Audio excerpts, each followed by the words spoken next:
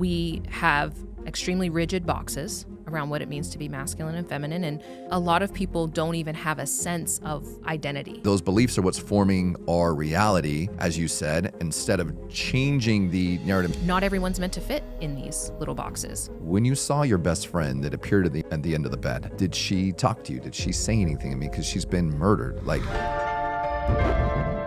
spirituality and capitalism belong together. Those thoughts, those feelings, that comes from something bigger than I am.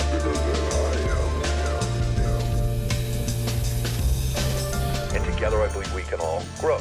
That's how we're going to change the world. That's how we're going to change the planet.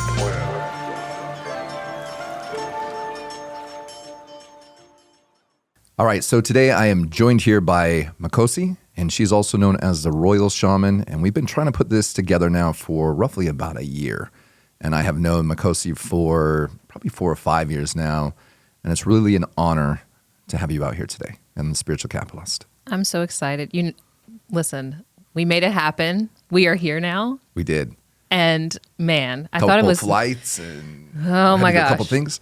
I remember when this was just a seed, just a baby seed idea, and then now we're here in the portal. In the portal of the womb. So Makhosi kind of challenged me about 5 years ago as we were talking, and I kept kind of telling her about this idea and this dream I had about starting something that we could collectively bring people in together that had unique stories, unique gifts, and we're doing things that I felt were going to be really impactful for humanity. And we talked about it, and then I would talk about it a little bit more, and then she would tell me a little more about fashion and all these things we were going to do. And then eventually, this came about, and we worked with an agency called The Biggest Agency and worked with Brady. And he came up with this concept called the Spiritual Capitalist, because what a lot of people don't know is a lot of people would say, hey, Dalton, like, what do you consider yourself? I'm like, I'm kind of like a spiritual hippie. That's kind of what I am. And then one day when I was talking to Brady and we're talking about the show, he said, so what are you? And I'm like, Dalton Locke. That's what we're going to call it. He's like, no, man, that's lame. No one cares about Dalton. Nobody cares about Dalton at all, so it doesn't matter. And I said, okay, well, what could we call it? Then he goes, well, what do you think it is? I'm like, more like a spiritual capitalist. And then he's like, that's it. And so I remember once that name came out, I called you and I said, so what do you think about this? And he said, well, it's a little polarizing. And I think for the spiritual community, it's a little polarizing. And for capitalists, it's definitely polarizing. I said, that's perfect then. So that's where we shot off at. But Makhosi and I have traveled the world together. We've been in Egypt and a lot of other places and had some really unique experiences, to say the least. And I have seen Makhosi's gifts many, many times firsthand, when she's working with people, when she's working with leaders, when she's working with people that are trying to figure out their vision and where they're going to. And then also her really tapping into these spiritual gifts when we were in Egypt and guiding a lot of us. So it was very apparent to me to want to share your mission, want to share who you are, a little bit of experience of who you are in a very raw, or very real and honest exposure of who you are. So if you can, do me a favor. One of the things we talk about quite a bit between the two of us is this concept of shamanism. And this concept that most people, when they think of shamanism, they think of plant medicines. They think of ayahuasca, they think of, all these different modalities, but they typically revolve around some form of psychedelics or some type of medicine. And when I got to know you, you told me that is not at all, at least in the lineage that you've studied, that shamanism has anything to do with. So can you take me back a little bit of when you decided, hey, listen, I'm going to become a shaman, which is, you wake up on a Sunday and you're like, what am I doing? I'm not going to be a Disney princess anymore. I'm not going to be a shaman. How does this happen? Yeah, there was never a point where I was like, yes, I want to be a shaman when I grow up. That was not something that was even remotely in my field of possibilities. My background, I grew up small town, Southern West Virginia, mixed race in a lot of racist experiences. And my mom was a single teen mom. And so when you grow up in that reality, I became aware of statistics really early, really, really early, probably 8 or 9. And I saw them as my enemy. And so from a very young age, I was like, I'm going to be, well, I don't know what I'm going to be, but I'm going to go to college and I'm going to get out of here. So I became a high achiever very young and just pursued education, and I was not, it's like I was living two lives for a really long time, where I had one side of me that is very go-getter, get the good grades, make it happen type of energy. And then I had this like spiritual side of me that I didn't really know what to do, mainly because I was being raised in the church. And I didn't see that being as useful or as important. It felt kind of like a cool party trick for me. It wasn't until around age 15 that my best friend was murdered and appeared at the end of my bed. And up until that point, I had spiritual experiences, but her appearing at the end of my bed felt like the most jarring experience. I was already, of course, experiencing a traumatic incident, but then for her to appear the way that she did, just like you and I sitting here having a conversation. Like this, just yes, like it she was wasn't like you were solid. seeing, really, right? Like solid. I had from movies in my idea that like ghosts were see-through, right? Like you could see through them and they floated like Casper, right? She didn't That's look how like. I would think of it too. Yeah. But so you had no experiences like this up until this point in time. It sounds like a lot of the overachievement side also sounds like it came from a little bit of trauma, because you did know that, hey, listen, I don't want to be a statistic, is what you were telling me. And all of a sudden your friend passes away, or murdered, excuse me, and she just appears. Now, I've never had that experience on any level, but I would only assume how jarring that would be, and frightening and unexplainable.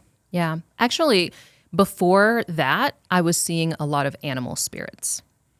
But I had this very logical side, and I was always reading, always researching stuff. And so I would find ways to like gaslight myself out of those experiences. Like, oh, your mind's just playing tricks on you. Oh, you're just seeing something out of the corner of your eye. Oh, all of those sorts of things. It wasn't until that moment that I was like, oh, this is real. Did you also, even when that happened, did you have the conversations internally? Because what I notice is I tend to attract a lot of people that are very spiritual, clairvoyant, see things, and I don't. So I go like, oh, that's interesting. Like I'm truly interested in that. And the things I see beyond what they see or hear is a little bit different. But did you also say to yourself, like, I must be a little crazy, like I must be kind of losing it, like maybe, because most people I know that have those gifts, they're constantly guessing. They're asking themselves, like real people I've noticed that are truly connected to that side. They don't want to be connected to that side first and foremost. And they're not really running around telling people that they're doing that because they're so afraid for the judgments. And they're also thinking, hey, I might be really losing my mind. No, I legit thought I was losing it. So when that experience happened, I went into basically a year of silence. So before that, I was quite extroverted. I was like homecoming attendant and class vice president and in show choir and like very engaged. And then that experience happened and I just went into like an introspective cocoon for a solid year. And then as I was coming out of that cocoon, I really did think something was up with me. And so I told my mom, I was like, I really think I need help right now because this is a lot. And it wasn't just that instance. There was other things that had gone on as a child. But I did not think that I was a well person. And I spent a bit of time, probably a year, in therapy before I shared this experience. And then, of course, immediately I was referred to a psychiatrist. Right. Then they're putting me on meds, right? And being on the medications felt like I was like totally disembodied. I was like, I don't even know who I am. This feels like it felt worse. It was almost better to be in pain in my body and in the hurt and all of that. Like that felt better than the just like disassociation from the medications and all of that. So that was really a catalyst for me to start exploring other avenues Because after that experience, I then started having a lot of strange incidents and accidents. I fell off the back of a stage in show choir. It was weird.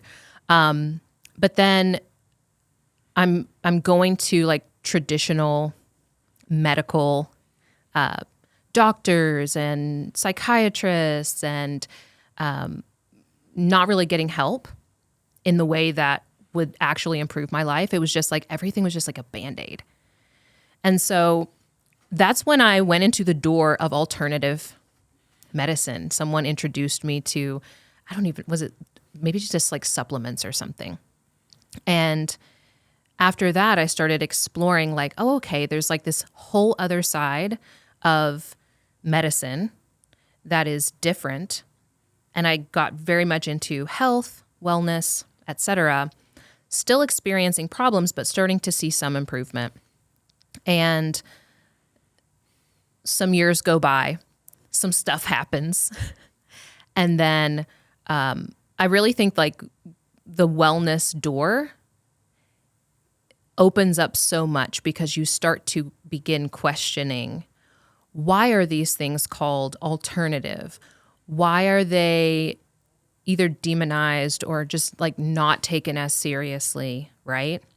So you start to see a little bit behind the matrix. Yep. Which is what happens to a lot of us, is that we realize that the constructs that have been put in place by culture, society, people, what we name things, all of that, it's somewhat of an illusion that we've all agreed upon that, hey, this is what we're going to do. And it sounds like you also start to see the level of control that is put into place that kind of holds us back from who we truly are. I mean, the fact that you're able to see these things and go through these things and other lineages, you'd be considered a medicine woman. They would have taken you in and they would have talked to you and it would have been okay. But in the modern world, right, in the world we live in now, it is demonized and, you know, you're put on pills and you're crazy and all these other things. So how do you go from that to where you are now? So I think for me, one of the key questions at the core of all of that was like, who's really benefiting, right?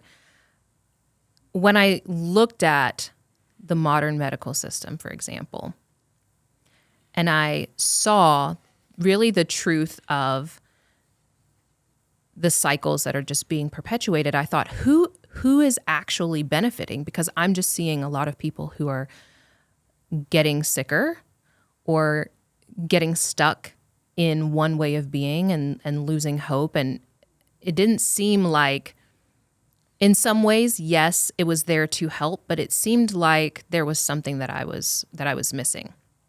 But me coming into shamanism didn't really happen until about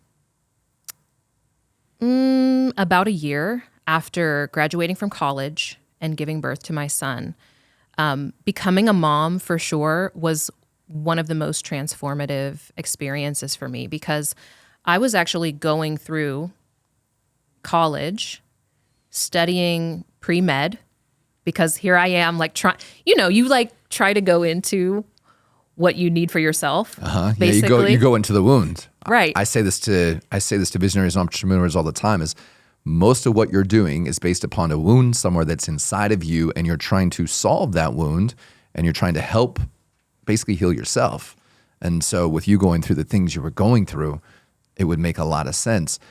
I want to go back to just another question that is occurring as we're sitting having this conversation. When you saw your best friend that appeared at the end of the bed, did she talk to you? Did she say anything? I mean, because she's been murdered. Like, and I don't want to leave the audience thinking like, hold on a second, Dawn, you should have asked about that. That seemed like a really crucial point, and you went right over it. So was there any conversation that happened that moment? Yeah, actually. So as she was standing at the end of my bed, and of course I had this moment of just like, oh my gosh, is this even real? And so what was funny about it is the sun was going down, and this was about a week before school started. And so the sun goes down really late, probably 8:30, 9 o'clock. And I was getting ready for bed early because my best friend had literally just died. I'm going to crawl into bed and I'm going to cry myself to sleep, right? Like that was my intention. And so the sun is going down. It's not completely night. And she appeared at the end of the bed. And of course, my first instinct is like, oh, this isn't real. So I start rubbing my eyes and then I start pinching myself like, okay, wake up. How did I fall asleep that fast? It's not even dark outside. And as I'm pinching myself, she laughed, but I just saw her laugh. No sound came out. So she looked like she was laughing, but no sound came out. And then she started communicating with me telepathically. So she didn't open her mouth at all. And she just said, I came to let you know that I'm okay and that I'm moving on to the other side. And I came to say goodbye. Very simple, very straight to the point. And then she dissolved. So she didn't like walk away or anything. She just kind of slowly I have dissipated. heard this from my family members about our relatives passing on, that they're at the end of the bed. Like I've heard this about, I believe my cousin said that about my grandmother. And I've heard this a lot. Now, I've never experienced that before, but in that moment, there was just a sense of peace that they, that overcame. But so as far as the murder goes and all of that, just to take it back, there was nothing discussed about it. It was to give you a place of closure, to let you know that she's moving on and that everything was really beautiful for where she was going to or headed to or whatever was next. Yeah. And I was grateful for that because, of course, it was an extremely traumatic experience. Yeah. I'm sure for her, also for her mom, her sister, all around, it was awful. She was also 5 months pregnant. And when her mom called me and I had to go into the family room, they were having all of these discussions because she was on life support and there was no brain activity. And so they were having this conversation about whether to keep her on life support or not. And I said, listen, before you all make this decision, you all need to know that she's pregnant. Because they hadn't taken any time to check into that, right? And it wasn't obvious and none of her family really knew that. Anyways, it was going to be extremely expensive and it would have been she would have had to stay on life support for probably 4 more months in order for the baby to be viable. And also there was still just so much up in the air, with doing that. And so I completely understood why her mom made the choice that she did. But it was a difficult thing. And by her showing up at the end of the bed, there was like a little sense of closure of like, okay, so at least from the spirit side, she was okay. But then it was very jarring for me because we were walking similar lives at that time, right? Like we were so close. We called each other sister. We had just returned from a week-long vacation at the beach. And I was like, when you're a teenager, you just think you are immortal. Like you're just going to live forever, right? And you're doing stupid stuff. We were doing stupid stuff, right? Really stupid stuff. And this guy was a drug dealer. I was also dating that kind of guy, right? And so I was confronted with my own mortality at that time as well. And so I went on, it's really started this journey around why are we here? What is the purpose? And there's been multiple instances where those sorts of questions have been like the primary, those existential questions, right? That I've been seeking, from preteen to teen. I had another instance after Aiden was born, like a close and near-death experience that kept bringing me back to like, why are we here? So what are we doing? With the work, which we can get into in a second, but with the work you have done through shamanism and you have done working with clients and you connect to the other side and the things I've seen within you and watched you do, why are we here? You figured that part out yet? So my perspective on why we're here is to become. That we are each an emanation or an expression of God experiencing itself. And so our purpose is not what we're here to do, it's who we're here to become. And so we are in this exploration of God asking itself, who am I, right? Because that's like the deepest existential question that we ask is, who am I, right?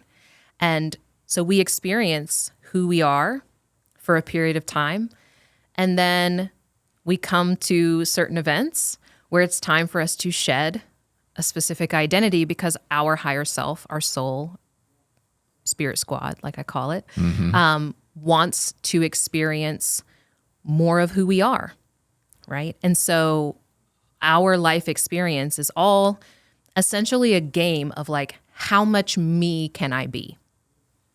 What am I? And then we go through lots of different trials and experiences and opportunities, all really in the exploration of who we are becoming, who we are being.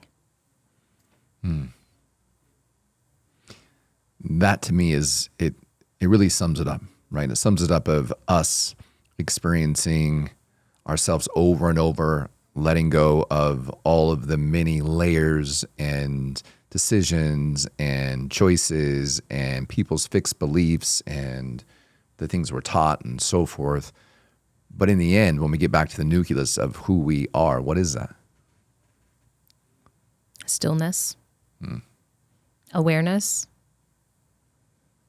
Do you think at the core. Do you think it goes all the way down to the core of love? I'm glad that we went here. Are you glad we went here? I'm glad we went here. Okay. So yes, and also no. I have a problem with the word love sometimes, because when we use the word love, most of us have a convoluted idea about what love is. And so I would say,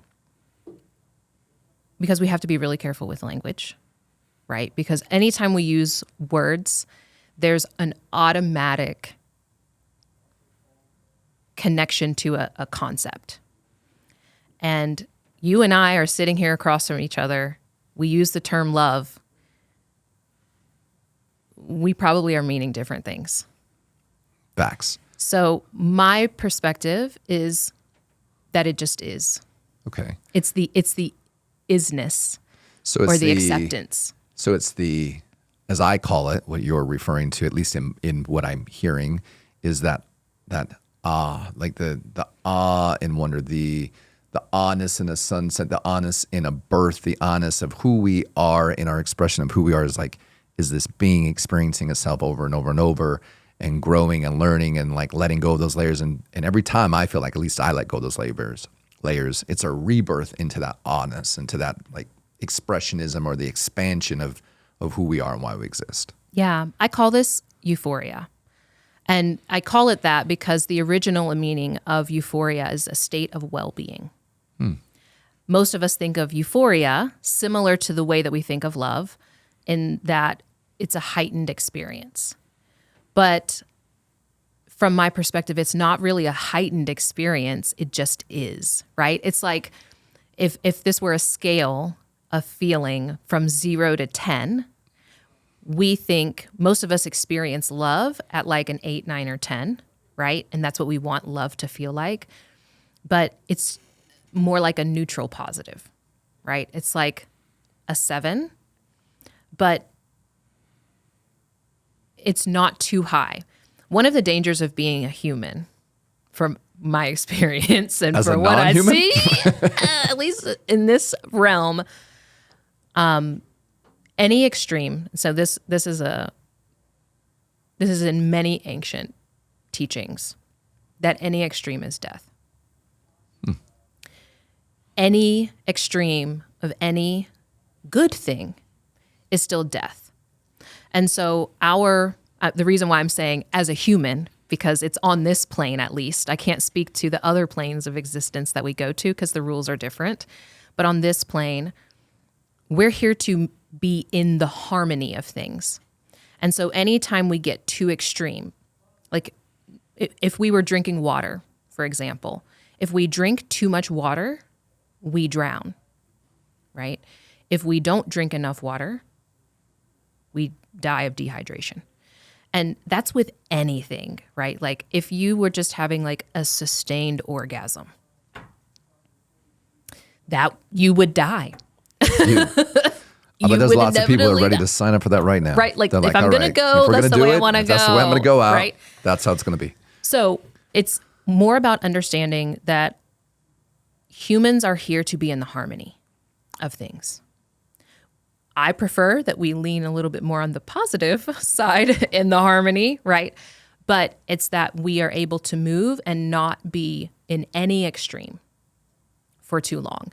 And that's why I just back away from the word love a little bit. Like, I know we're probably talking about Yeah. the same thing on a certain degree, but a lot of people misconstrue that, I find, in the spiritual space to mean like a level 10, and then you're seeking peak experiences that are out of harmony with what it means to be human. Well, love is also extreme amounts of sorrow. There's no way to love without experiencing sorrow, right? Yeah. And I think that if we don't have the duality which we experience on this planet, then we don't have that oddness or that euphoria, because you have to go, at least my opinion is, you have to go through the dark to find the light, and usually the light hides in the darkness. And you and I were in Egypt, and I saw a lot of that. Like, wow, the things that I once thought, which I actually want to talk about this, the things that I saw spirituality as in my limited sphere of influence was very Christian based. Even in the word spirituality, it was still tied into Christianity. It wasn't tied into anything else outside of that. And so it's the duality of both, right? Because on one side, it's like, nope, this is the way. And on the other side, it's like, this is the way. But when we can combine those two things with balance, maybe therefore there is more the way, if there is a way, which that's to be debatable. I believe it's anything that brings people back to their awareness of who they are, and at their core level of that euphoria is really what spirituality is. But when we were in Egypt, I remember talking to you about spirituality, and you were like, you really started to lean a little bit deeper and say, well, what you're referring to is Christianity in spirituality. And there's a whole other side of that, which I find fascinating, because one of the things that happened when we were there was a group of women that were from Atlanta, and they were a group of black women, very smart, and they were basically doing ceremonies in these very sacred places, and so were we. And they looked at us, and they were like, you guys are the enemies for doing this, and so of course you guys can get away with this, but we can't, because of our skin tone or color. And eventually we came together at the very end, like going through all these different places and you know, intersecting each other randomly throughout Egypt, which when you say it out loud, it sounds interesting. And there was this level of love. But will you explain to me a little bit about what you mean by that? Like, I know what you mean by that, but you know, nobody was there to hear our conversations. Yeah. One of the things that I have noticed, especially in New Age spirituality, is that when people have these negative experiences of being in Christianity, but also in any of the major religions, right? This is happening more and more, where people are leaving the church seeking a deeper level of connection to self, connection to the divine, God, source, right? The problem is that when people leave the church or Islam or any of the major religions, very few people are going through a deconditioning process. So what you unconsciously do if you don't go through a deconditioning process is you just put spiritual words on Christianity and then think that it's something different, right? Like, a lot of the mentality. All right, I'm just going to go there. We're just going to go there. I don't know why you would have to hold back. We're going to go there. So, one of the things that's happening right now that I see happening in the spirituality spaces is the idea of, like, there's going to be a white man savior. That idea comes from a lot of people existing in Christianity, having the perception that Jesus was a white man, which is also not accurate, but carry that same idea over to spirituality. Another example of this is the idea that we are in a quote unquote spiritual warfare, right? Because the entire premise of the Bible is centered around this war between the devil and God, right? And there are other spiritual systems that don't have that perspective, right? If you're holding onto a perspective that we are in spiritual warfare, what do you then go and do? You create war. Of course. Right? Part of the problem also in Christianity is like everybody keeps waiting for the end times, right? Well, when you're waiting for the end times, you create the end times because you perceive all of these things from a lens that says, oh, this is the end. And then you participate in creating the end of humanity. I'm glad that you went there, because a couple of days ago I had a conversation with a good friend of mine. He owns a business doing a lot of really incredible things in the world. And he said, so he was part of the LDS Mormon church, right? So sometimes they refer to that as the church, and Christianity as the church, just to clarify a little bit. But so he was telling me, like, listen, when things don't work out for me, it's because I'm told I don't have enough faith, and because I don't go to church, and because I don't do all of these rituals and so on. And I said, do you believe that? And he goes, yes. And I said, well, do you also believe you create your own reality? And then he says, of course, I believe that more than anything. And I said, do me a favor. On Sunday, go get your suit, go dust it off, and go to church. Because your reality says, no matter what, you think that these belief systems are what's forming your actual reality because you believe it internally. So therefore, you're going to create it. No different than you said, like, listen, if there's a constant war going on, well, then you have to be at war. And if you believe that in the end of days, which many people say we're in the end of days since I was a kid, that if the end of days are here and Christ is coming, there are people getting ready for the resurrection to happen or for Christ to come to earth and all of these things. So why would you not, why do you want to fix things when everything is going downhill and the whole system is burning out? Well, that's what you want, because that is what's being created. Because when that happens, now all of a sudden, now we have a savior, or we have people saving us because of those beliefs. And I believe that those beliefs are what's forming our reality, as you said, instead of changing the narrative and saying, okay, how do we create heaven now? How do we create heaven here on this earth? How do we experience more pleasure than we've ever experienced before instead of more pain than we've ever experienced before? And I think that's a lot of what you're referring to. Yeah, 1,000%. I mean, if you're constantly looking for someone to save you, right? You stay a perpetual victim. You don't see yourself as active in the creation process. Everything's just happening to you, right? And everything is happening against you, right? But our ancestors understood that there is one of the most important and powerful aspects to how a human operates is their creation story. Because from the idea of where you think you came from or what you think this world is, what you believe, determines so many of your behaviors. And I just see that a lot of people don't go through a process of examining how those beliefs are showing up in their day-to-day life and their day-to-day reality. And that has a micro effect on like an individual life and the reality that they're creating, but it also creates things at a community level, right?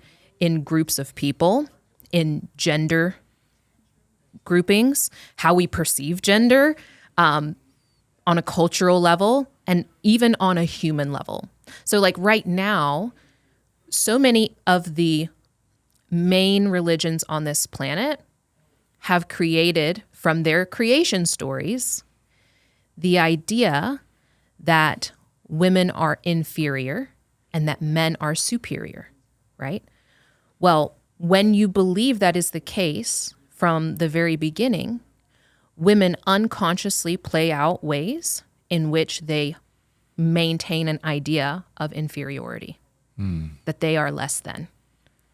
And men will believe unconsciously and make decisions and do things from the perception that they are superior.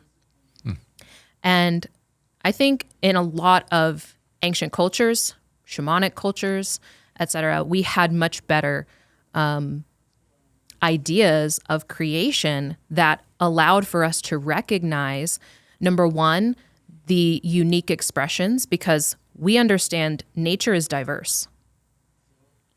Diversity is the most harmonious thing. Right now, we see a pattern of homogenizing, right? Colonizing, essentially trying to make everyone the same. There's one way of being a man. There's one way of being a woman, right? And if you're not those, then you feel out of sorts because you don't fit, right? But that's Yeah. not nature. That makes sense. I mean, the family I grew up in, so when I hear that conversation, right, of women inferior, men, better or whatever it is, I didn't grow up in that family. My grandfather was from Tifton, Georgia. He had 3 girls, and he told his girls, listen, you need to make sure that you can do everything a man can do and more, because one day you might have to just support yourself. So don't rely on a man to ever do that. And so I was raised around a bunch of really strong, independent, stubborn, to their core women, and men around them that supported them and vice versa, right? So, I mean, but I do see what you're saying from from the macro all the way to the micro, that is something that has been said. But I believe that more and more, I don't know if people really believe that as much. Now, I'm not saying there's not people across the world that believe that, but if I look at my niece, if I look at all the girls her age, 16, 17 and below, I mean, most of these girls don't even, at least her in general, she doesn't even believe that which took me a while, or them, it's something I'm working on, but that they are masculine or feminine. They're very much gender neutral, which is something I struggle with because it's something that's way out of my narrative to really even understand. And so what's going on there? This isn't where I thought we were going to go in this conversation. I actually want to drive things back a little bit more. But what do you think is going on there? Because this whole entire group of people, and when I say people, I mean this youth in general, they're the exact opposite of me. They're exact opposite of my parents. They're exact opposite of their grandparents. And they're believing something that is really difficult for me to even wrap my mind around, even though I constantly have conversations about this with other people, because I'm seeking to understand this so that I can embrace this, because it's the uncomfortability for me personally. Yeah. So back to what I was saying about extremism on either end.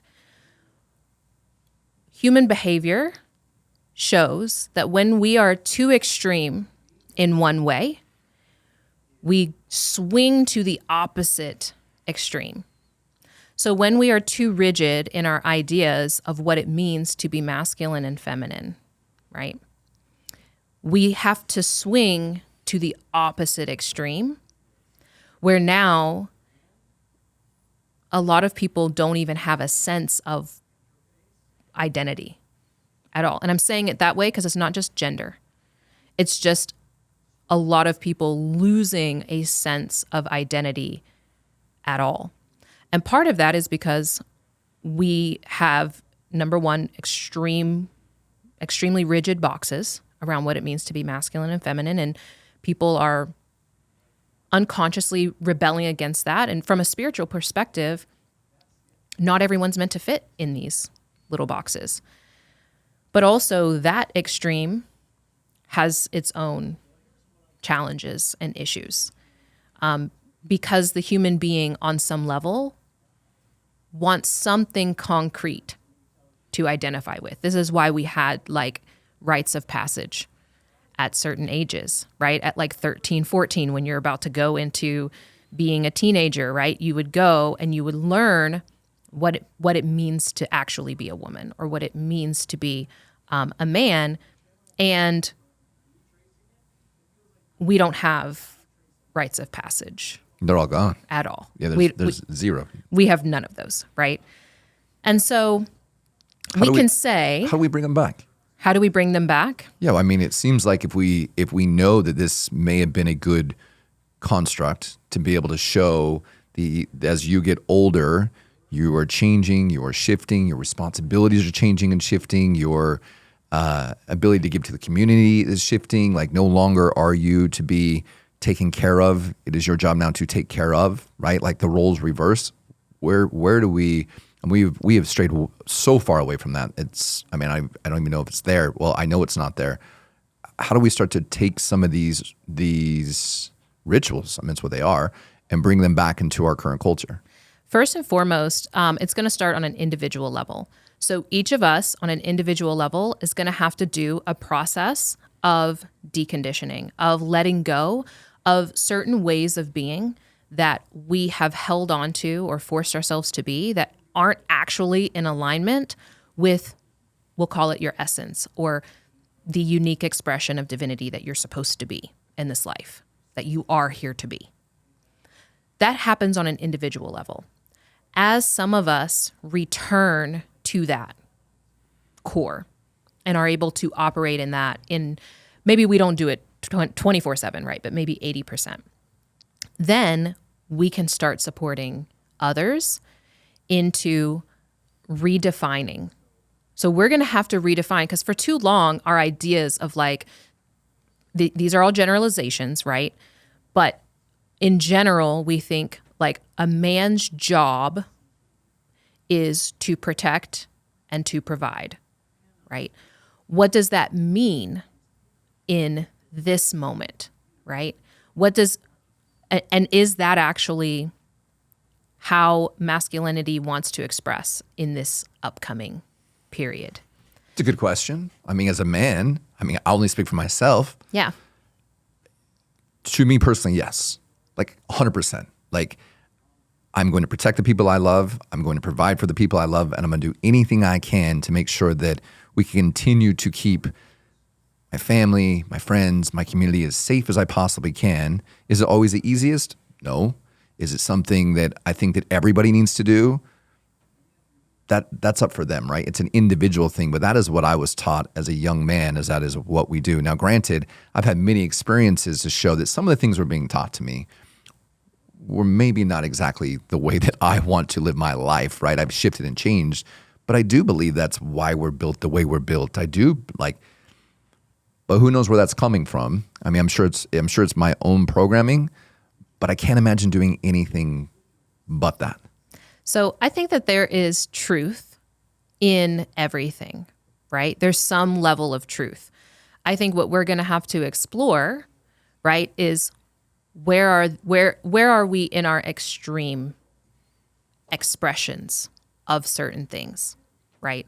Like men, there have been men over the last few thousand years who took the idea of like, my job is to protect and provide. And in order to feel like they were providing, took resource from women, made it impossible for women to be resourced so that then the women would be dependent on them for the protection and the providing, right? And so now what we're seeing with like the rise of loneliness in men and also things like the 4B movement where women are completely abstaining from sex and having less children and da-da-da-da-da, women are also having this experience of a reckoning around, well, what does it mean to be a woman? If womanhood was only centered around our ability to have children, well, some of us don't have children. Like for some women, that's not even physically possible in this lifetime. Some don't desire it. Some have other experiences. So we also have to do an exploration around what are the different expressions? Because we think of these in just like masculine means this, feminine means this.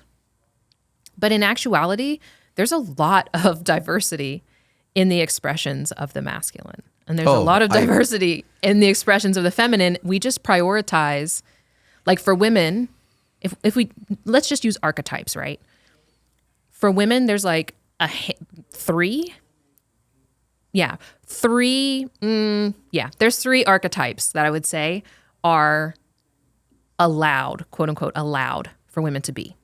That is the lover. That is the mother.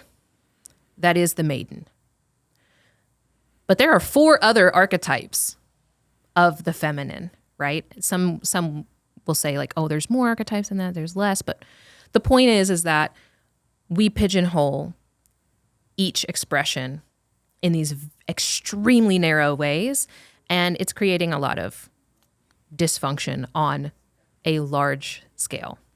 You know, I have had this conversation many times, and I've had this with you in certain aspects. And I constantly, when you ask like a woman, what is it to be a divine masculine man? They've got a list that is probably could take a bonus board, I would say. It's fairly large.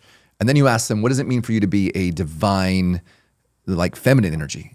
And most of the time, majority of the time I've had this conversation, they have no idea. What they do know is exactly what this board is for men, but when it comes to them, they're very limited there. And I think that is some of the challenges that we're facing is like, okay, what does it mean, as you said, what does it mean to be a woman, or what does it mean to step into the divine? And you were saying that one of the greatest things happened. I want to kind of wrap things in the different direction before we go there. But one of the things you said to me is one of the things that changed your life the most, and still I would say probably has, is this capacity for you to step into being a mother. You know, I've never had kids of my own, so I don't know what that's like. But I do believe there is something so beautiful about a woman to be able to bear children, bring them into this world, to be able to take care of them, to nurture them, and to give them the love in a way that I don't think that a man can. Like, I don't think it's the same thing a man is going to be able to do for a child as a woman can, at least not that I have ever seen. Because it takes a man and a woman, I believe, to raise a child for the most part, if possible. But there's something so divine about that gift that is given that is hard to say that is not part of the feminine and one of the most purest, most beautiful levels possible. 1,000%. So there's our perspective about what masculine and feminine mean, and our experiences and our exploration of, again, this greater purpose of why we're here, right? The discovery of who we're here to be. Why did I choose? Some people will say that they didn't choose, but okay, why did your spirit choose a specific body to come into this world, right? And I agree with you. In pretty much every ancient culture I've come across, the feminine is perceived as more spiritual and is perceived as the spiritual strength. Makes tons of sense to me because it's like literally She's a the portal. Yeah, they say it's a portal bringing in life. Literally a walking portal, a Correct. walking temple. Exactly. Is what women are, right? And you're correct in that nature dictates certain tools. It dictates certain expressions, certain energies that each of us has, right? And even in that, there's a lot of...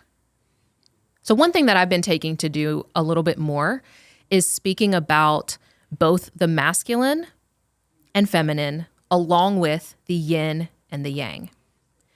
Because you can have a masculine being who is here to be more yin expressed in a masculine body, and vice versa. You have women, Of course. right? Yeah, a of course. feminine who is here to be more on the yang spectrum. And there also tends to be certain characteristics that we come through that are expressed. So from my perspective, and this will be a controversial thing to say, but it's fine. All of us, everything that is here is spiritual first, right? And so from my perspective, each of us chooses a form that is a tool to allow us to express and experience what we are here to do. And so even our physicality can speak to, if you think about it in terms of like the activation of the DNA, right?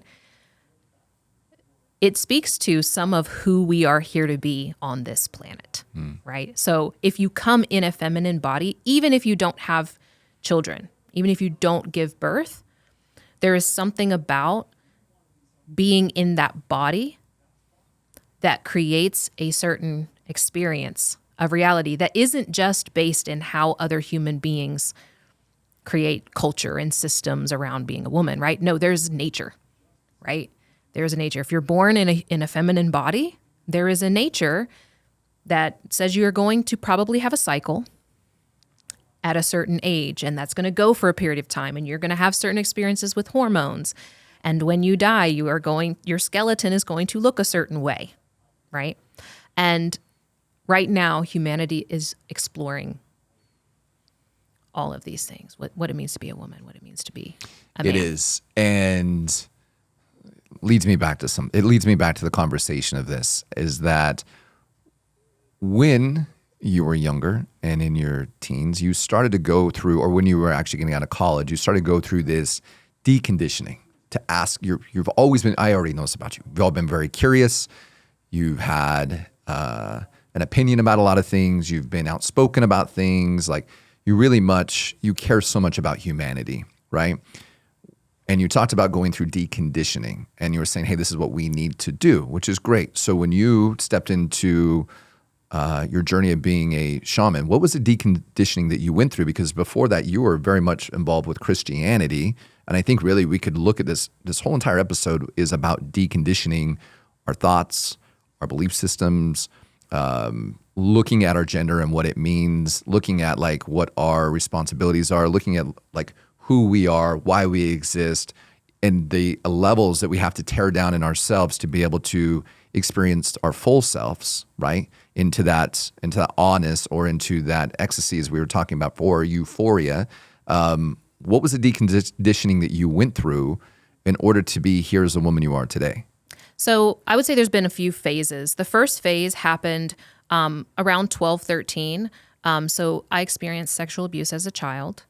And at 13, one of my abusers called and apologized to me. Wow. And that was, at 13, a very jarring experience that I don't think a lot of people have. Like, it's kind of rare to have your abuser apologize to you. But after I moved through a lot of the anger around that experience, I got really curious. I got curious because this was rooted in very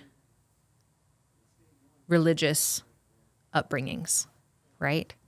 And so I started asking the question, once I got out of like seeing myself as the victim and like healing and doing all of that, I got really curious about like, what happens for someone to commit that kind of abuse to another person?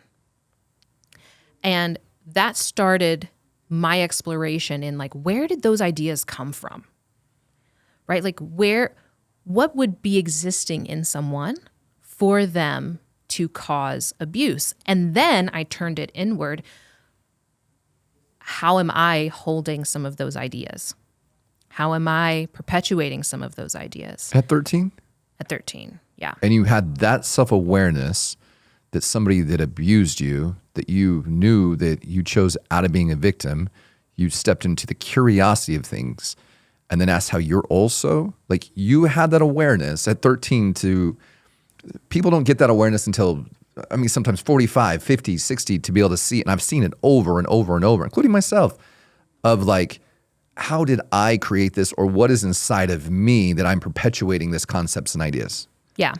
So even before that, I definitely came into this life with a very high level of awareness, and it made me stick out in my family quite a bit and caused a lot of problems at church. Because at 7, 8, I was asking some of these questions of my pastors, of my, Bible school teachers, my grandma. It caused a lot of problems because of that.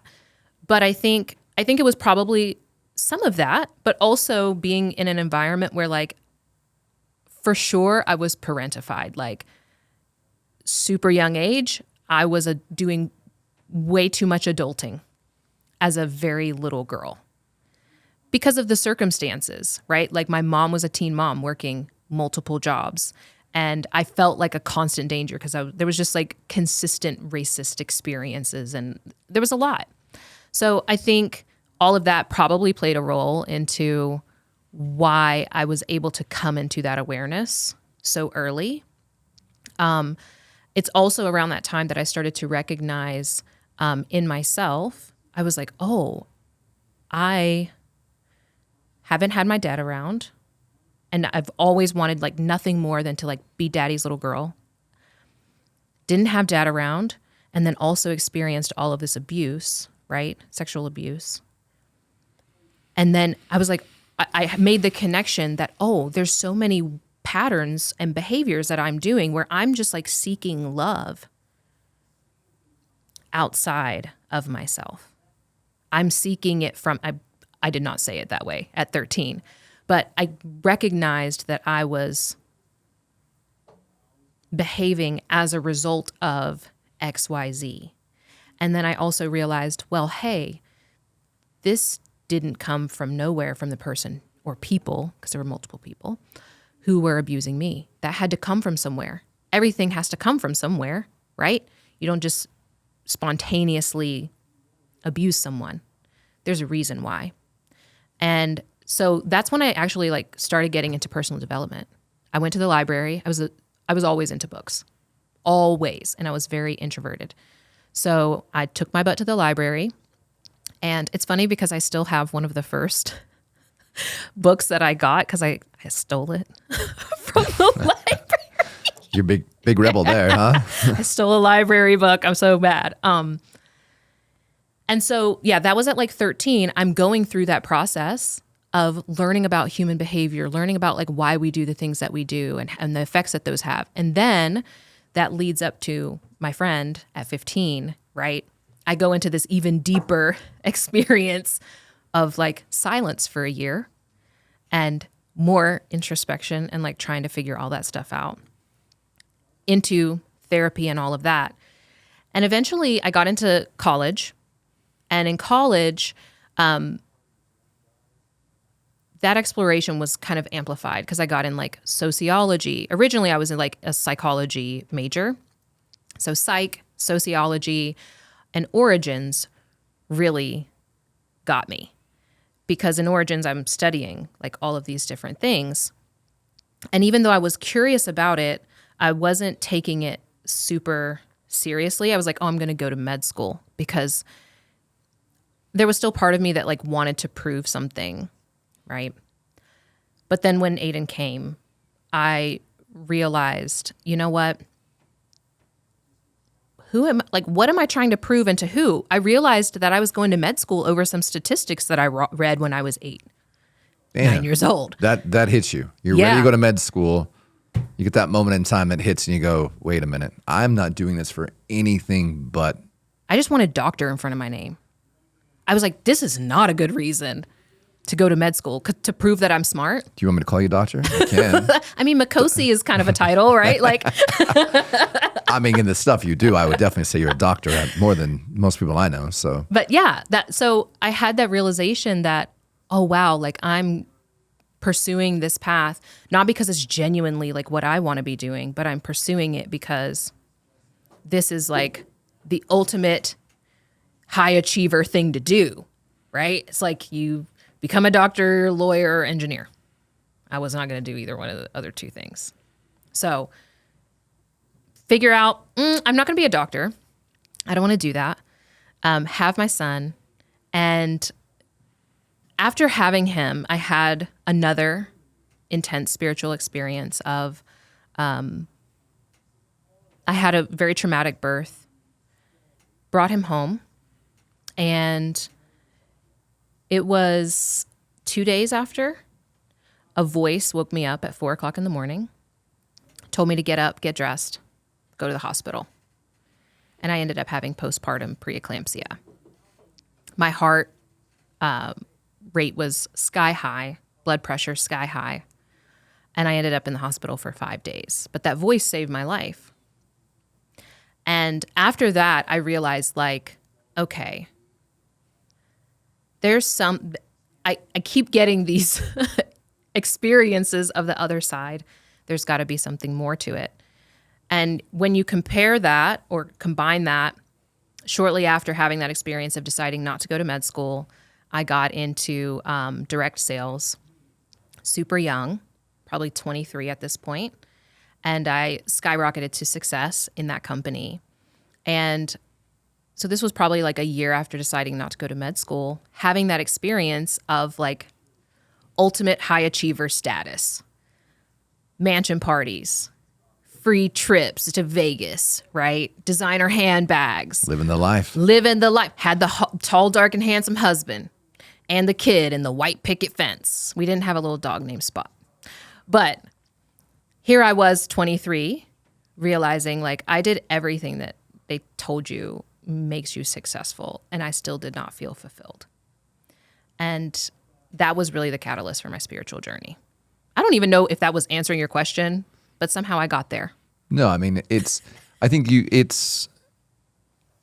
what I heard the whole time. And I think this is something that few people realize, is that we do create our reality. And if we do create our reality, then that means that we're responsible for everything that occurs, good, bad. And it's sometimes hard to be able to say that, right? But what I've noticed the most in my experiences of knowing you and talking with you and going through these things, that everything you always talk about is always, you go, you know what? If we're going to change the world, it starts with me. If we're going to do this, it starts with me. Like everything is about this internal reflection. Would you say a lot of the trainings that you give entrepreneurs and particularly men that you work with is about self-reflection, about going inner instead of outer, blaming the whole world for what's happening, but then say, okay, how am I creating this? What's happening? Why is this occurring? Oh, wait a minute. Back in again. I want to deflect and say it's about you. You know what I mean? It's all Makhosi, but it's actually you're the mirror of me. Yeah. So another challenge of just being a spiritual teacher is that there are levels of understanding to spirituality. And yes, on one level we create our reality, but also I'm always hesitant to say that fully, because the human experience is that we co-create our reality. Right. And so even in the example of, one of my abusers calling to apologize, there's an aspect of that me, meaning the ego aspect of me, the human part of me, did not participate or cause that to happen. Of course. Which I think a lot of people create spiritual psychosis because they think that they are creating every little thing that happens to them, right? Like if they get pulled over by a cop, they're like, oh my God, why did I create that? What's wrong with me, right? Because they're still coming from the place of, when I'm bad, I'm being punished by the universe, right? And so if you don't first decondition that idea, the idea that you create your reality solely can be really dangerous.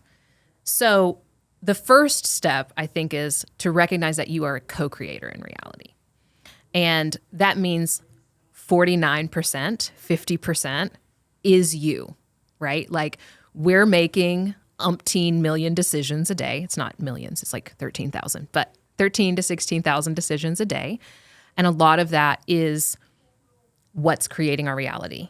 But also, everyone else is also creating their reality, and we are bumping up against each other, right?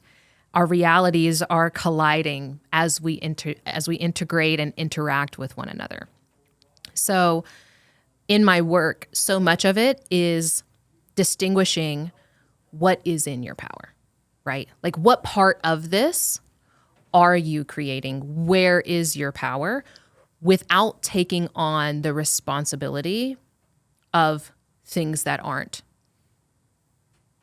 you or that aren't caused by you, the human, right? Like it's dangerous, I think, if I had gone down the route, which I did for a little while, of the idea thinking that I was doing something as a 5 or 6-year-old girl to cause someone to abuse me, right? No, not from the human level. From some layered, deep spiritual perspectives, higher level teachings, right? We could say, well, also there's another aspect of us that is creating our reality, right? And so from that lens, but I try not to go there. Even though there's reality in exactly where you're going there. Yeah. Like the ultimate accountability is like, okay, I've created this happened, this occurred, this sucked. And somehow, maybe, potentially, we just don't know, right? Like you probably know better than I do, connected more to the other side than I am by far, that we chose some of these things to be able to experience the expression of who we are. And unfortunately, some of that stuff that occurs are some of the most heinous things that happen to us and some of the most painful things that happen to us. And then the conversation goes, it's not happening to me, it's happening for me. And that is a difficult pill to swallow. Yeah, it's extremely painful to go to that point. And also, I think that in everyone's journey, there's a right time to go into that. Because here's why I don't like to start there with people is because... I don't think it's a place to start. I didn't say that at all. But most people, right, like in manifestation, the whole idea is like you create your reality. Which means you create the shit and you create the beauty. Yes, but also if you create the shit, then you're like, okay, well, why am I creating this economy? Right? Instead of recognizing actually the most powerful perspective in that instance is recognizing like we are co-creating the economy. Where is my power in navigating this co-creation? Right? It's almost like teaching you to not self-harm. Because sometimes we use the experiences if we're only doing it from the lens of I'm creating my reality and we haven't yet made or experienced the separation. This is really the issue. If you haven't yet experienced the difference between the I and the observer aspects of yourself, right? Mm-hmm. If you're still attached to the I, the ego, the version of you who's had all your experiences and all your memories and whatnot, if you're still in that and you haven't yet experienced your observer self and been able to integrate and differentiate between those two, right, then you can create psychosis and think like, oh, I stubbed my toe, right? What is the... Why did I create? What is the meaning behind this? How did I experience this? Why did I want to bring this on myself? What happened at a point in time in my life for me to experience this emotion? What dark entity is attacking me? Yeah, well, right? that's a whole other. I don't even go there on any level. I just don't go there at all. I just think, okay, I'm co-creating this. This is what I'm doing. So therefore, this is my experience. Not that there's some dark entity floating around or someone's put a hex on me or whatever it might be. So going back just from the beginning of the conversation, and that is the type of shamanism work that you do, that you've been trained in, what is it? Like, what is it comparably to people that I continue to see that are using medicine as the way to break people out of the matrix or breaking them out of their awareness of who they are to see who they are by obviously all they've experienced so far? Yes. So at its core, when we're actually talking about shamanism, what we really mean to say is animism. That's the actual word that we are meaning. But here in the West, we are familiar with shamanism, specifically that comes from the shamanic cultures. Animism is, we'll call it like a layer deeper, because you can have a shamanic culture that is animistic, but you can also have an animistic that isn't quote unquote shamanism that people think of with plant medicine and animistic. Are we referring to just the etymology of this? Are we referring to animals? Are we referring to the natural world? Is that what we're... Yeah. So we're talking about essentially the concept or the idea rooted in all of these cultures that everything has a consciousness. Okay. Or everything has a spirit that we can interact with. Everything. Everything. This table, this animals, mics, light, everything. Everything has a consciousness, right? And that can be created from the creator shaping it, right? But I think everyone, if they're truly honest, knows that this is true. Like, you can go into a house, which is an inanimate object, supposedly, And you can feel the energy in the house, right? You can feel if you go into a house, you can feel if there's love in that home. You can feel if a divorce is about to happen in that home, right? Like we can feel that in an object. So there are some individuals, right, who are just able to interact with various aspects or the different consciousnesses of reality. Whether it's an object, an animal, a spirit, a river, etc. So animism is essentially about the spirit that's animating the different aspects of this reality. Now, when we're talking about shamanism, we're talking about typically the healing expressions, the cultural practices, etc., of different cultures. Some of which use psychedelic medicines, right? Others which that's not even a really prominent thing. So in my initiations, which are more rooted in African spirituality, and yes, there are African-based psychedelics, but also a lot of our work uses plant medicine, but plant medicines that are not hallucinogenic, right? So we will use specific medicines to connect with a certain spirit, but it doesn't necessarily create like a hallucinogenic effect to it. So did I experience plant medicine on my journey? Yes, but not psychedelic plant medicine, not until after my 5 years of initiation. And then I went into initiation with an indigenous Mexican shaman.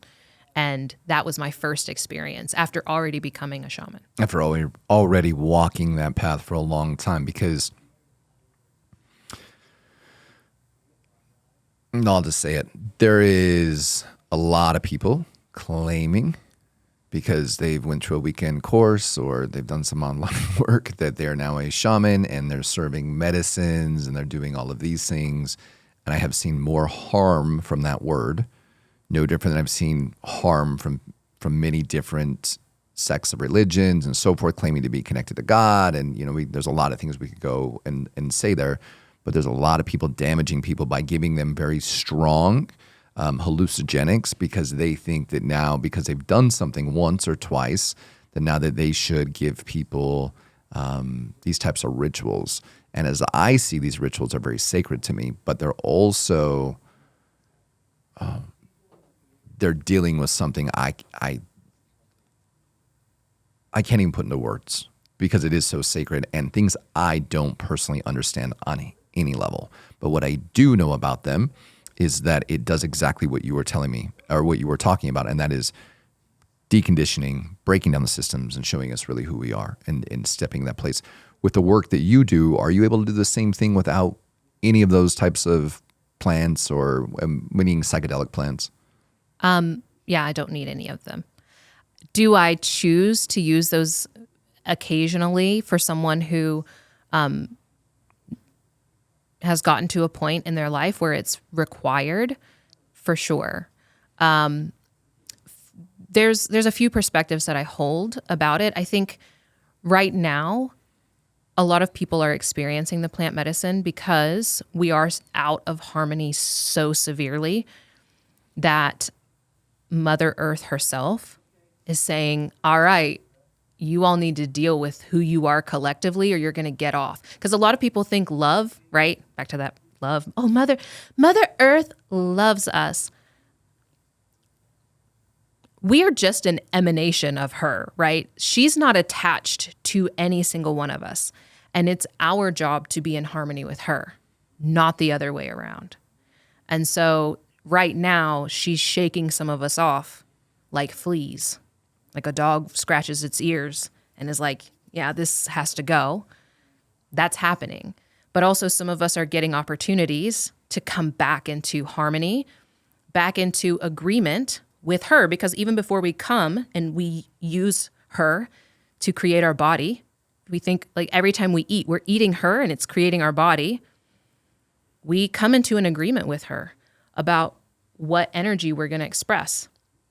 And when we don't express that energy, when we don't walk in that, when we don't be who we're here to be, we start to experience disharmony, and that manifests in lots of different ways. Illnesses, major dysfunctions, etc.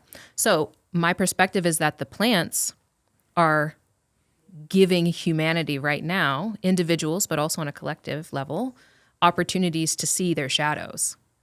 And it doesn't just happen in the ceremony, which is the piece that I hope people start to really get, is that a ceremony starts as soon as you have the intention, and it continues long after the ceremony. The minute that you choose in the ceremony, it continues to ripple and go. And, you know, who you are last year is probably not the person you are this year. And there's always the removing and the things that occur that are happening for me that I don't actually in the moment in time believe they're happening for me, but I look back and I know that they are.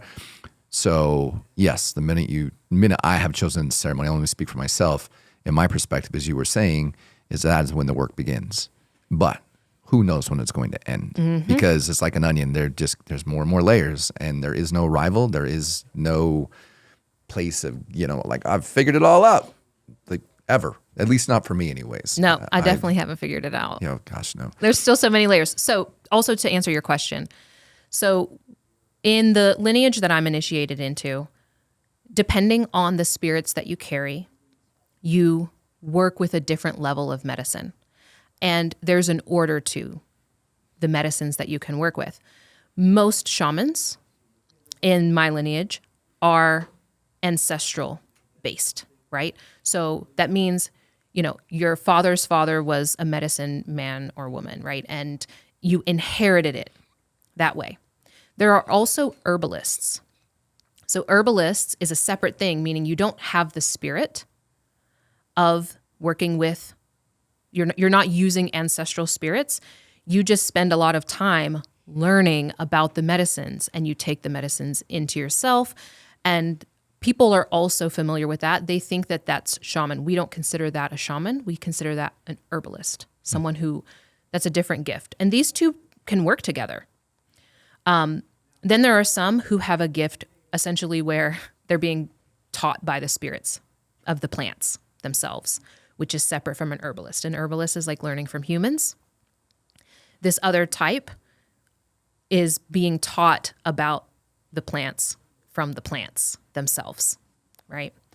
And then there are lots and lots of others we could go into for days, but depending on the spirits that you have will determine the kinds of work that you have the capacity to do, because it's the spirits, it's not us.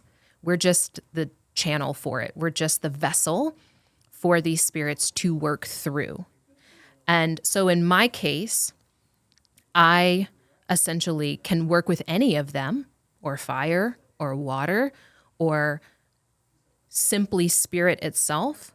And I myself am not me, but my vessel is like walking medicine.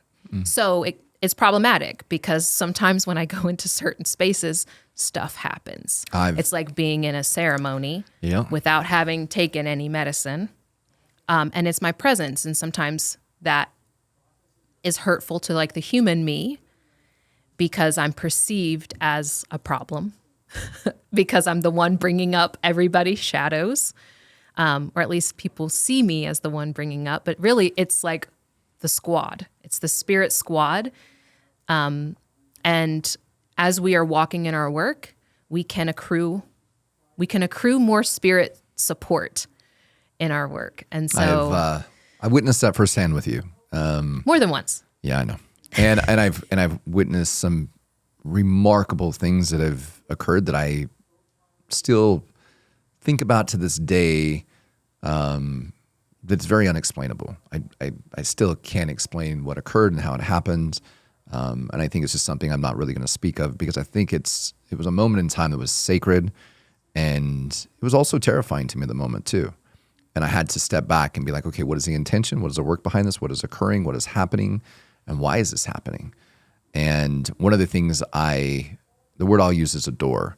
I adore about you as a human being and as someone on this earth walking this path, and also as a friend, is that whenever there's something occurring on this planet, I may see things this way, and you may see things this way. And I love that we can have a conversation and try to bring them into the center, and I can learn from you and vice versa. And we can figure out like, okay, we're very different people, different backgrounds, different cultures, different, skin tones, different religions, like literally many, many different things. But we're able to come together, which I would love to see more of the world do this, but come together in a non-judgmental way and be like, oh, I know who that person is, not by who they are on this earth, but who their spirit is. And because of that, I see the highest level of awareness and magnificence in you, that even though the things you will say sometimes may be triggering or I may not understand, it puts me into a place of seeking. And that to me is priceless in a friendship, in a relationship, to be able to have that process, to be able to share that, because it's not something I see often. And so I really want to say thank you for that. It means the world to me. Many different times over, I'll reach out to you and I'll say, what do you think about this? And you're like, well, here's my thoughts on this. I'm like, oh, that didn't even occur to me in my reality, because I'm in my own echo chamber. I'm in my own space, but I'm always seeking to see all sides of the equations, because I know a lot of the times I am blind to what's going on, and I have my awareness that's only brought on by my own reality and by what is in my space. Yeah. Thank you for bringing that up, because I think ultimately that's the world that I wish to see. And Same. So I think it's important that we, just as individuals and as friends, that we be that for one another, and that even if we are in any conversation triggered, that we hold a space for the intent of one another, right? Like, I just ask myself, like, is this individual's intent to harm me? I know with you that that's never the case. And so if I'm coming from that place, then we can seek to understand one another. I think right now that is needed now more than ever, for us to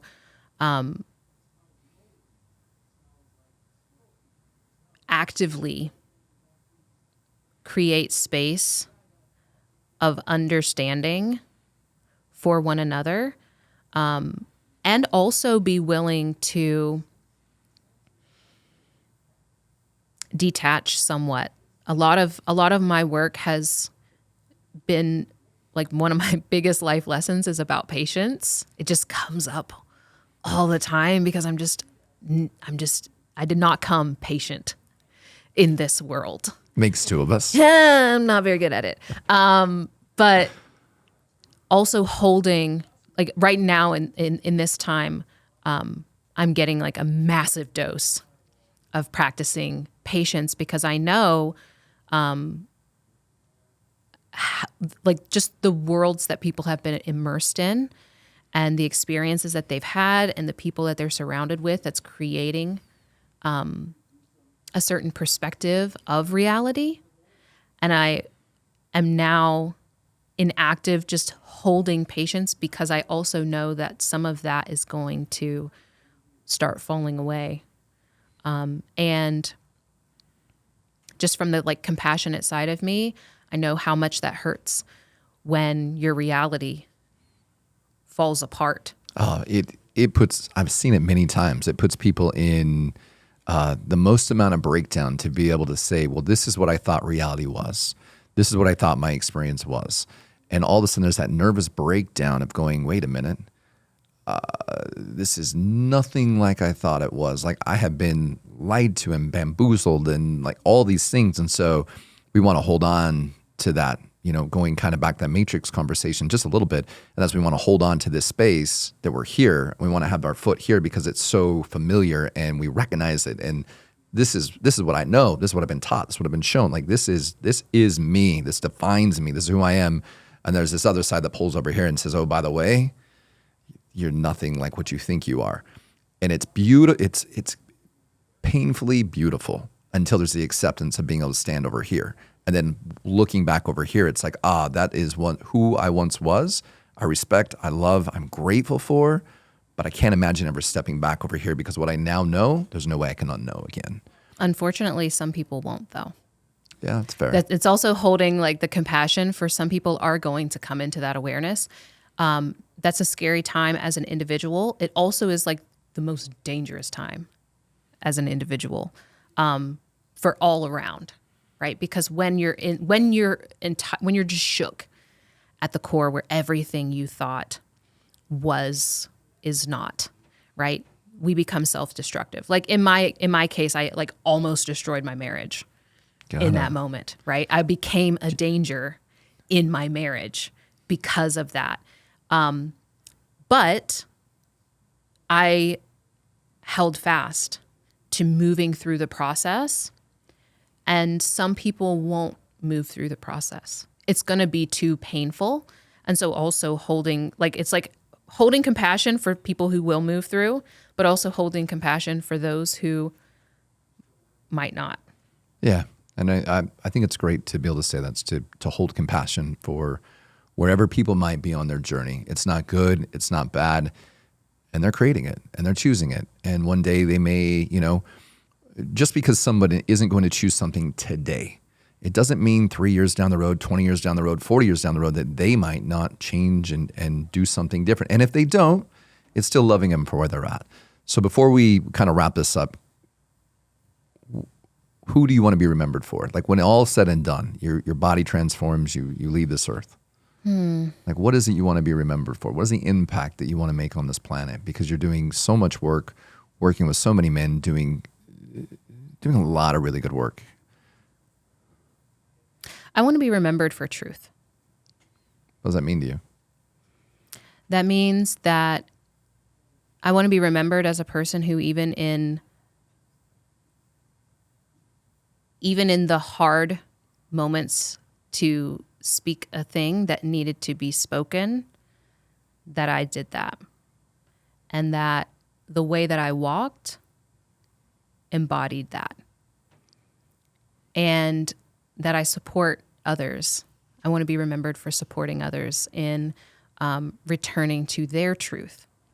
Not that there's just one truth, but that in some way I support all of us in dismantling our illusions, because ultimately that's going to create a better reality. I am the kind of person who highly values transparency. I would much rather know the darkness than suppress it. I think every human being, they're full of darkness, and they're also full of light. And in order to be able to accept ourselves, including myself and yourself, we have to be able to accept both sides. There's not one way. Like everybody I've ever met that seems like they're so full of light. When you get behind closed doors, you find out how much darkness is in them. I had plenty of darkness in me, and I had plenty of light in me. And it's stepping those moments of time of truth and being like, okay, well, I get to choose, and which one will I choose? And there's such beauty in that, and I agree, to be able to see both sides of it doesn't say one side is good, one side is bad, but it does let us see what we are capable of as human beings. Because when we can experience the darkest of ourselves, then we can see how high or how much enlightenment that we're able to bring to this earth. And I really value that about you. To be able to have both conversations. It's never like everything is just wonderful and the world is great. You're not that spiritual person. I know a lot of people are. You live on both sides, because I think with your practices and the things you've done in Africa and all of your experiences, I think it's led you down both paths. Yeah. Especially from, all the way from that young little girl that unfortunately went through a bunch of abuse to where she is now, and which is, the royal shaman. So if people want to find more about you and they want to, see your path and they want to learn and maybe even schedule some time with you, like where do they find you and what's your promise to them? Yeah. So these days, I'm the Royal Shaman pretty much everywhere. YouTube, Instagram, my website. I also have a podcast, Euphoric Evolution. And yeah, my work is ever evolving, but at its core, always about supporting spiritual transformation, but in a very real life, tangible, bring your business, life, relationships into alignment with who you are here to be. And I'm going to keep doing that in lots of different ways. And who knows where that will take us in the upcoming years. I can't wait to see where it takes the next couple of years because I've seen your evolution and who knows where you're going to be, especially as you're being guided and you're getting new insights and you're always a student and you're always learning and who knows where you will be one day, It's really exciting to see and I appreciate your journey and I appreciate you coming on today. Thank you for having me. All right. Take care.